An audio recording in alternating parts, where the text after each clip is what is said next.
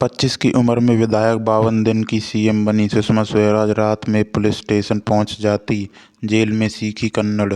अक्टूबर 1998 का समय। दिल्ली की बीजेपी की सरकार में सीएम की कुर्सी पर भयंकर खींचतान मची हुई थी। एक तरफ थे पूर्व सीएम मदन लाल खुराना और दूसरी तरफ थे सीएम साहिब सिंह वर्मा।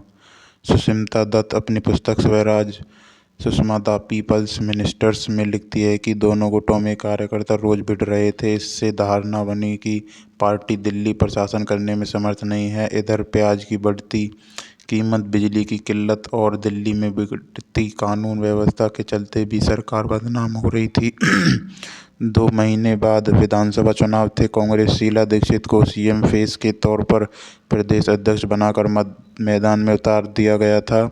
शीला के मुकाबले के लिए एक महिला लीडर की जरूरत थी। वरिष्ठ पत्रकार सुनील कुमार सिंह के मुताबिक लाल कृष्ण आडवाणी ने सुषमा से कहा कि आपको दिल्ली की बागडोर संभालनी होगी। सुषमा ने शर्त रखी, अगर हम चुनाव हारे तो मैं इस्तीफा देकर केंद्र में वापस आ जाऊंगी। अटल आडवाणी ने सुषमा की बात मान ली। बीजेपी दिल्ली की सीएम फिर बदलने जा रही थी। 11 अक्टूबर 1998 को प्रेस कॉन्फ्रेंस में सीएम साहिब सिंह ने ऐलान किया कि दिल्ली की अगली सीएम सुषमा स्वराज होगी। सुषमा सीएम बनी, लेकिन महज 52 दिनों के लिए। मैं दिल्ली का सीएम सीरीज के तीसरे एपिसोड में सुषमा स्वराज के सीएम बनने की कहानी और उनकी ज़िंदगी से जुड़े किस्से बताता हूँ।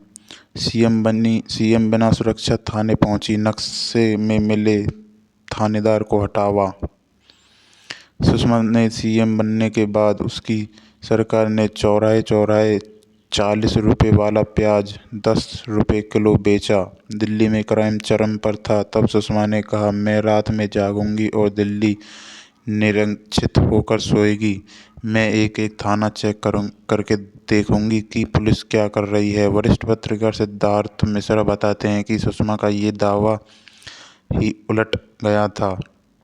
पुलिस केंद्र के अधिकार में थी। थाने में सीएम को सम्मान तो मिल रहा था, लेकिन वे किसी कांस्टेबल को भी सस्पेंड नहीं कर सकते थे। वे रात में पुलिस थानों का दौरा करती थी। एक बार सुषमा प्राइवेट गाड़ी से देर रात बिना सुरक्षा के साउथ दिल्ली के एक पुलिस स्टेशन पहुंची। थाने के एसओ नशे में थे और ऐसी हालत में सीएम के सामने नहीं आना चाहते थे, लेकिन सुषमा अड़ गई। वरिष्ठ पत्रकार गुलशन राय खत्री बताते हैं कि सुषमा ने वहीं धरना दे दिया। आखिरकार एसएचओ आए और उनके नशे में पाकर सुषमा के केंद्रीय गृह मंत्री से सिफारिश करके उन्हें सस्पेंड करवा दिया। एक दूसरे थाने में एक पुलिस वाला सोता हुआ मिला, उसे भी सुषमा ने खूब लताड़ लगाई। ये किस्से मीडिया में छप रहे हैं।